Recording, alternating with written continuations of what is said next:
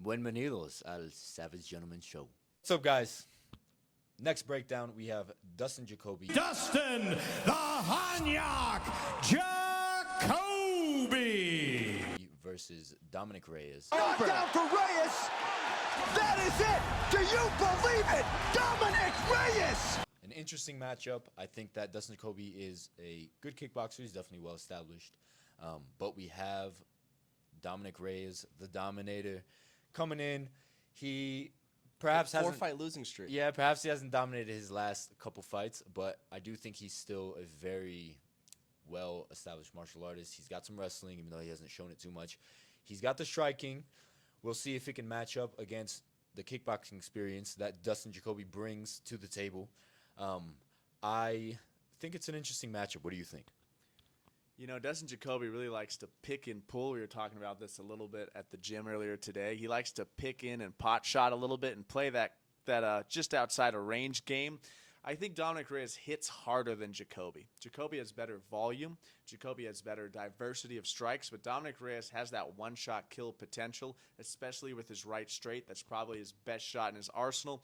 Jacoby obviously has the kickboxing experience. He's a vet. I think he's in a little better place in his career right now. The question is really, can Dominick Reyes get back on track? Can he turn it around? Robin, what you got for these two gentlemen? Guys, Dominick Reyes had that really great streak.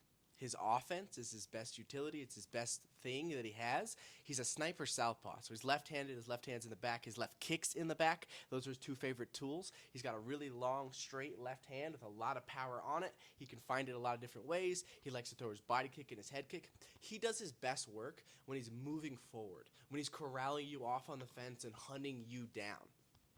Where he's struggled lately, and where he's been knocked out 3 times in a row, is when people start putting it on him. His defense tends to fail him. He does have a good pull, but after that, and if you get in his space, he tends to rely on double forearms guard too much. With Jan Blachowicz, those shots started sneaking through, broke his nose, finds him on the temple.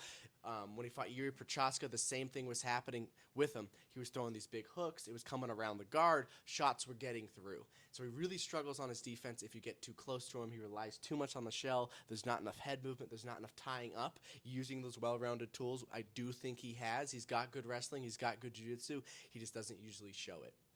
It'll be really interesting because Dustin Jacoby throws more straight. He doesn't usually throw that loopy. He also doesn't usually pressure that much. If he plays long with Dominick, this could be a fight that Dominick can get into a little bit more and not get blown out of the water quickly like has happened sometimes. But we'll see. What do you think as far as a prediction, Elias? Well, I do think that it may become a kickboxing fight, and if it is a kickboxing fight, I think that Dustin Jacoby's more of a volume fighter. He likes to kind of pick in a way that's not super assertive. He just kind of touches the hands, throws punches out there. He does like to land his strikes, but I think that if it is a kickboxing fight, Dominick Reyes could land a power shot and get back in the win column. I would not be surprised if he also decided to wrestle this this fight, which would be very interesting. It might turn the tables a little bit, and I have Dominick Reyes winning. Ooh, Dominick Reyes for a comeback. What do you think, Ryan? You know, I'm in the same frame of mind as you. I think this is a great time to use some wrestling if you're Dominick Reyes. Everyone knows Dustin Jacoby's bread and butter is the striking. It's his A game. It's his go-to. Dominick Reyes should mix it up. He talks about how he's this amazing athlete. I want to see him use that in all regards, get some takedowns, get some top control, slow this fight down a little bit.